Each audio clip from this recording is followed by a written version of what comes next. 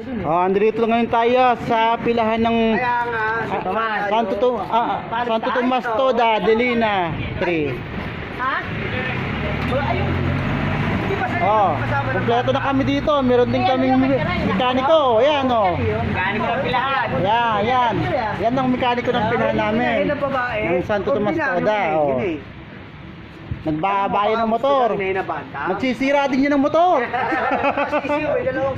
Yan. Ang ganda ng Yan ang aming pagkakatiwalaan dito. Pagdating sa makina. Yan si Pete.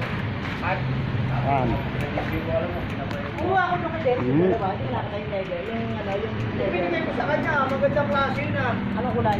Yung silver bright, may lahi silver bright to. Walang natapos testing yung desk ngayon. Ang Ayan, barako ayan, lima. Ibinaba na yung makina Ang dami piso eh. Bago ang Ito pa isa. Yan o. Yan o. Ano yung mga pre kung gusto yung palit? Maganda yung tinay ko na hinahinayo kasi ayoko naman ng basa, lalahi pa sa. Yan o. Yan. Yung mga manok ko, Malaki. Ayan. Pinaghalo-halo na ang mga pyesa. Kahit pinaghalo-halo yan. Kayang-kaya niyang ikabit ng walang kahirap-hirap. Ganyan yung kalagaling. Si Pete. Pete. Diba may pinuntan akong bata to? Kaya nga, nakalakin sa akin ng isa. Hindi pa ilang taon na yun bago pa mag-lockdown doon. Hanggang ngayon doon pa. Yan, lapat na. Hindi kinaalis yun eh, pinapatanda ko na yun. Oo. Kung bayad nga katid ni Ford ah. Tagal eh. Bakit ano kung ano? Yung Ford nga. Cord, yung charger? Wala Ganito daw, yun, may no? charge, oh. Pare pa-charge nga ako sa'yo. Pare Robert. Hindi pa na ikakabit.